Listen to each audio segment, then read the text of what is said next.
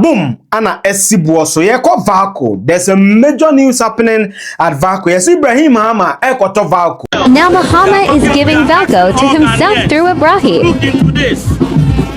Ask themselves, must one person own the whole country? Must one person own everything? This is not right. Yes. Hey, now what the dama boss, what you are boss one once and call VALCO. No, a lot of demonstration. I started a month, but I'll give you the history and I'll give you the context. I'll give you the position of the GIADEC, which is the Ghana Integrated Aluminium Development Corporation, which is the motherboard VALCO here. I'll give you the position of the union. Then I'll leave the judgment to you and I'll give you the position of Ibrahim Mahama.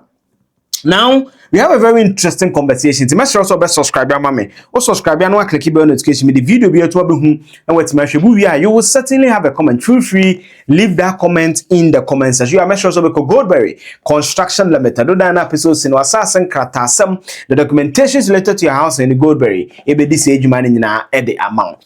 In the 60s, Anna Kwame Nkrumah, undoubtedly the best leader we've had in history, established the Volta-Aluminium Company Limited, VALCO.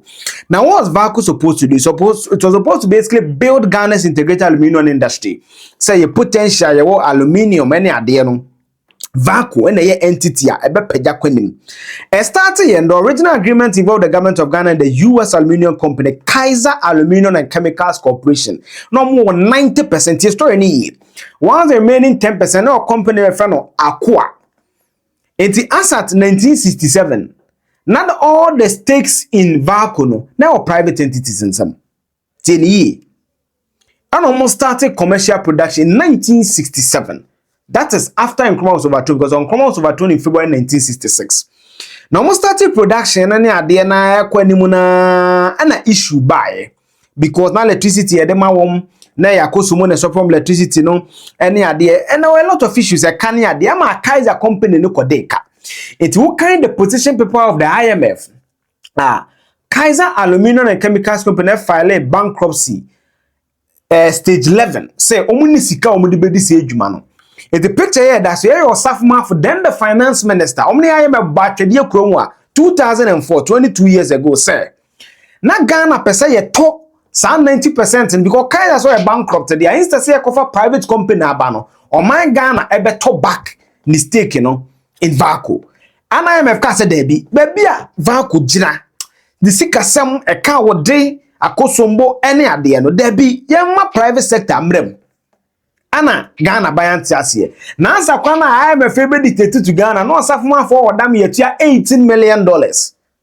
in 2004.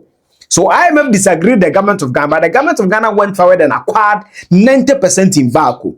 So until 2004, VALCO was not fully Ghanaian. VALCO became majority Ghanaian in 2004, and subsequently, Abaisa to 10% in free Aqua company now what 10%, and that is the evidence I provided. Now, Enkoma, so the first time a privatization started, was in 2004, and Enkoma buyer. Then the objection against privatization, including the union of VALCO, say. In fact, VALCO collapsed in 2003. So it was 2004 before bought it and revived it. And Omoka say private bema ombegu adwuma no Ghana for mo padwuma ye. Akwadro kwadwuma won yedbentu omu so privatization ba ebegu adwuma no their working conditions will deteriorate. Don't say you fully Ghana. That was the argument then.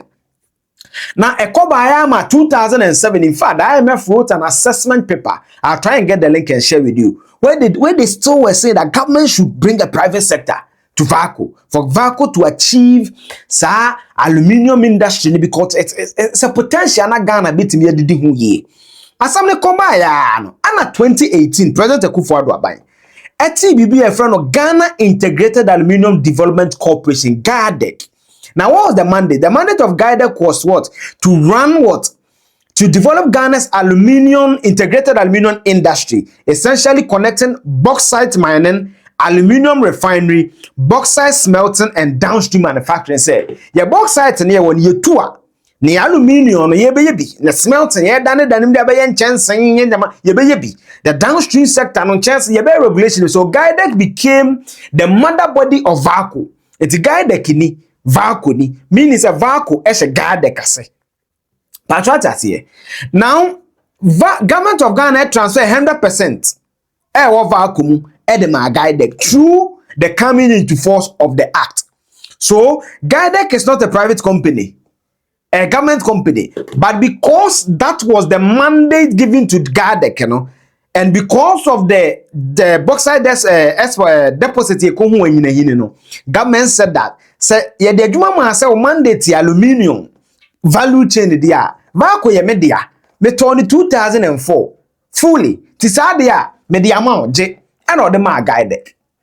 Now a conversation be bra ba na say Russia alcohol ya titi say Ibrahim Mahama kofo na be kan me bo video ni ma intro ma TV enu a GIADEC CEO grantee interview me ba mo exclusives amenem ne o ma interview no ene ne o kan so mo ton VALCO no mo ton VALCO o mo kofa 70% mo kofa 70% eni. Is VALCO being sold, and if it's being sold, who is it being sold to? Okay, so Bella, let me just quickly say that what we are embarking on is a strategic capitalization, equity capitalization, which requires that the government of Ghana will cede a portion of its ownership in VALCO to a strategic investor where ownership will be shared between the parties, but capital will be brought by the private investor to turn around VALCO. That is what we are doing. When you say cede a portion, what percentages are we looking at? Yeah, in terms of the percentages, the team is yet to be put together to start the negotiations. So we don't have a definite percentage. But the proposals that came from all the interested companies were structured in line with the GIADEC Act. And in all of this conversation, many people have not adverted their minds to the fact that the GIADEC Act clearly stipulates that in any development within the integrated aluminum industry, which is bauxite value addition, should be structured such that GIADEC itself and a local Ghanaian company or local Ghanaian entity would hold not less than 30%. That is what the Act itself says.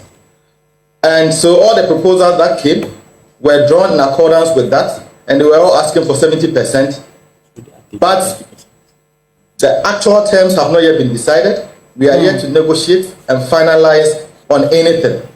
What has been done so far was that a team or a strategic committee was put together to evaluate proposals that were received for the modernization and retooling of VALCO. And let me also add that my brother, the doctor, I didn't quite catch his name, stated correctly the VALCO was built with a nameplate capacity of 200,000, which is accurate. What we are also seeking to do is to add an additional capacity of 100,000. So we intend to increase the capacity to 300,000. So that is also part of the package that an investor is bringing. It is not just coming to sit and retool the 200,000 without more. It's going to add an additional, and that is part of it. So the 600, the amount, the price tag that was determined in 2022 memo is for the retooling. It doesn't even include what is going to be used for operations and then other infrastructure development. Okay. Now, there seems to be a concern about the level of secrecy surrounding, this deal. And for counsel, for example, he says that at this point, we should even know, in order to manage, the temperature in the country, you need to have put out some information. First of all, letting the workers know exactly what the situation is like on the ground, if this agreement should go through with whatever company. And secondly, Ghanaians need to know who these companies are that have sent in their 70% proposal. Why is that not happening? So, Mr. Opoku, yes, Mr. Opoku, yes. Clearly stated, sir. I believe he's been in government before. He was part of the team, Dr. Baumia's team. So he understands how decisions in government are taken. In every memo that goes to cabinet, there's a communication plan, which is where the stakeholder engagement falls.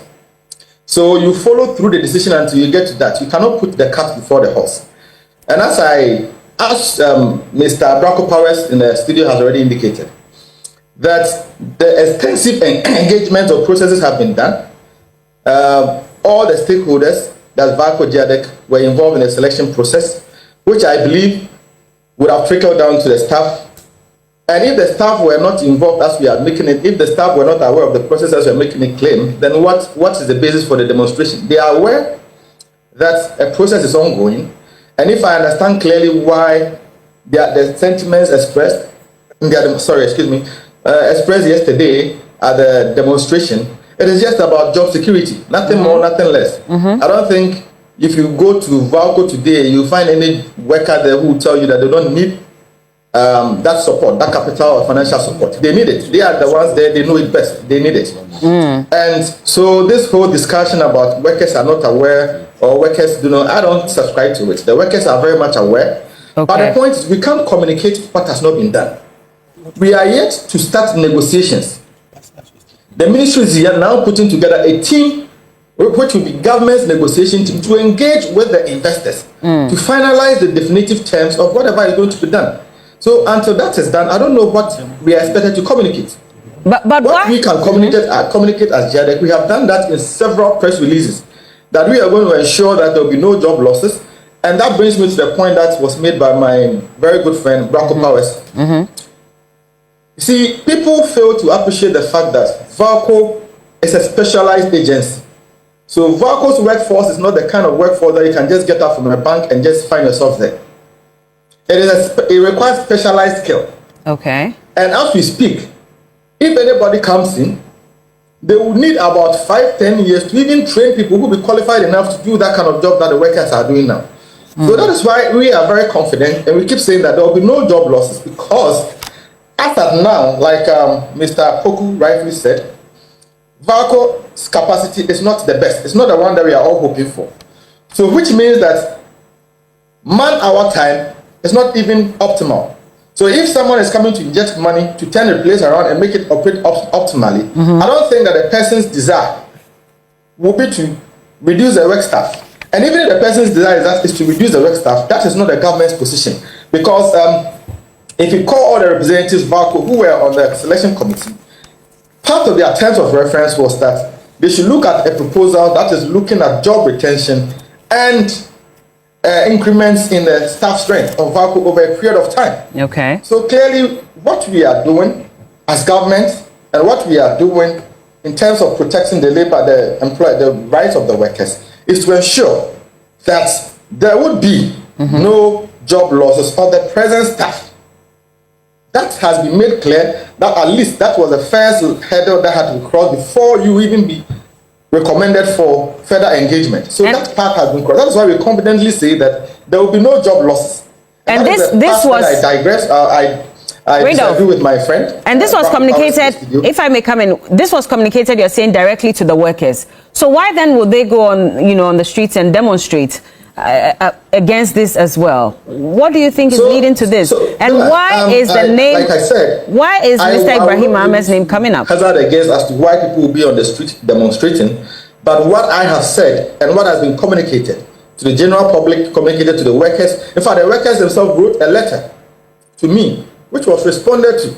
And this was made very clear. The letter was signed by the union leader, and I responded to it. I mean, at the time when he sent the letter, I was out of the country. When I got back, it was lost in the system.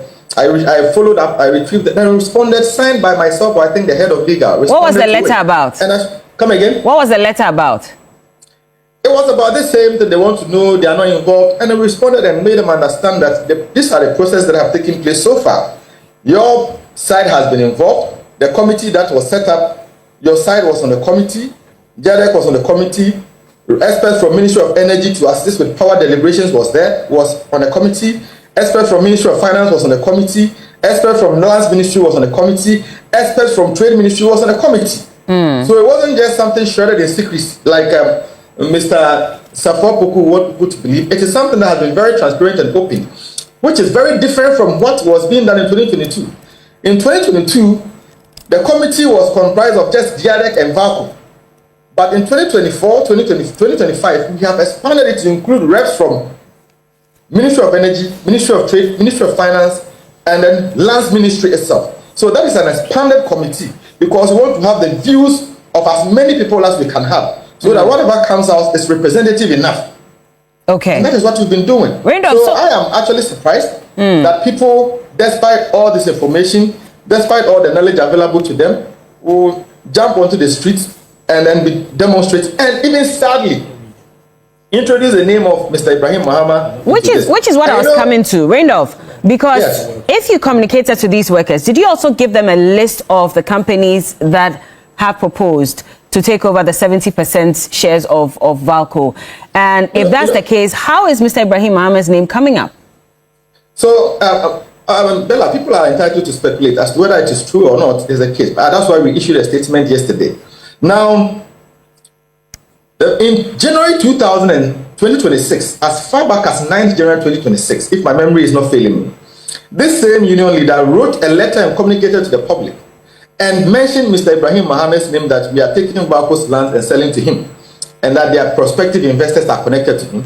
We issued a communique that it is never true.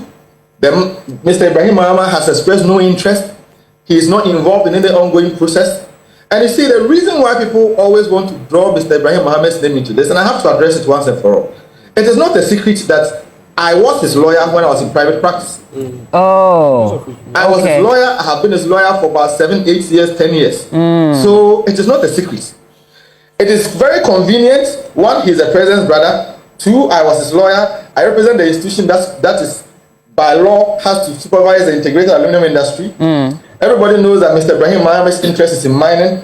GIADEC is supposed to look at the bauxite mining, look at the value addition. So it is not far-fetched for anybody to try to easily link him to it, because then it will stick. Oh, this is his lawyer. He is interested in mining. So that is why people always want to bring him into the picture. But I can confidently tell you that when I even go to Mr. Ibrahim Mahama to discuss things with him, he is not interested in anything concerning aluminium. He has no interest whatsoever in the aluminium sector. He has no interest. And yesterday, I am not in the country, but yesterday I saw a communique from his personal aide, Rafik, and then GIADEC itself has issued a statement. And this is about a third or so time we issued a statement, clearly dissociating the entity from him, that we have no dealing with him. If you come to GIADEC today, you find not a single letter or expression of interest from his company or any of the companies linked to him. Could this change in the near future? In negotiations with other companies, and he features in nowhere close to the discussions that is ongoing in GIADEC. Okay. But it is convenient. It is easy. I chanced upon a video where this same union leader and some of the workers were saying, "Oh, he was Ibrahim's lawyer, and then Ibrahim at the point in time was interested in bauxite, and he has come. He went to defend Mr. Ibrahim Mahama in court that they should give, and now he has come and he wants to take it and add." There's no basis to it. Okay. It is factually inaccurate, it is misleading, and it's mischievous. But people, you can only put out the facts and believe that people would accept what you have put out there as facts. But I can't stop them from saying what they want to say. Yes. So he is saying that per the act I'm working with, VALCO is supposed to have a 70% private initiative and revamp the company. Union's argument is a Eugene, Omubema, Yibeshri Yajuma. Okay, ECG, PDS privatization is the same argument. Every union is against privatization. Because of Bruniniba, like I told you in the Cocoa Board issue, say Nipa 10, or because Nipa 2, or the feeder body or the machines, but Ghana need typical in Pesa. But when I decided to read on it, I'm told that they are Ghanaian interest. I couldn't confirm whether Ibrahim Mahama is part or not, but apparently he didn't Randolph. The reason why I'm Ibrahim Mahama did but say Papa your friend Randolph Chumas Yankrat, he's worked with Ibrahim Mahama before. That is the truism. Light. He's worked with Ibrahim Mahama before. Pachowati as a managing Amunchi. So he's worked with Ibrahim Mahama before. The second point they also raise is that Eugene say the mama, you're sure say your salary is near their crown, so there are all those issues. Now, Ibrahim Mahama saw the statement about Rafik Mahama and a Yeni PRO, and in the full statement, no, the buy, no, on also say Mr. Ibrahim Mahama is not interested in any of the value chain. But for me, I'll conclude by saying, I can't do a full presentation. Go for your Let me try and put the Let me try and on the main light. Mo fan chame. Ni na beba video na mo fan chame. Let me try and on the main light. Maybe I'll edit that part. Just give me a second. Yes, I'm back. Enti yera Rafik Mahama. Oh no so kasama Ibrahim Mahama the statement about say Ibrahim Mahama. Obwa omunko baby anka say omo koye value chain bia the light is back. Omo koye value chain bia na onye interested in that. Now I survive several regimes. Aban bia ba Ibrahim Mahama mbo ni di ni ade ni na. But I conclude by say is a me 70% ni say Ibrahim Mahama and Ibrahim Mahama Ghana ni. Based on this book. Anybody who's followed me knows why I like these books. It's been almost 4 years since I read this book. And the reason why Ghana achieved a lot of success under IK Champion, to me, the second best president after Kwame Nkrumah, is because of industrialization. It's because of giving local Ghanaian the commanding height. Mimi Frikofodia na metinaya, intravenous infusion. Boache matres, nana bi papa. Akentina pia minka. All these local industrialized. That's why Ghana, 2 years, Yankramu, we were sufficient. We didn't go to IMF. The only president, I'll be the Ghana head of state time, IMF, was IK Champion. That tells you that there's something good about him. New plan, IK Champion. Operation Feed Yourself, IK Champion.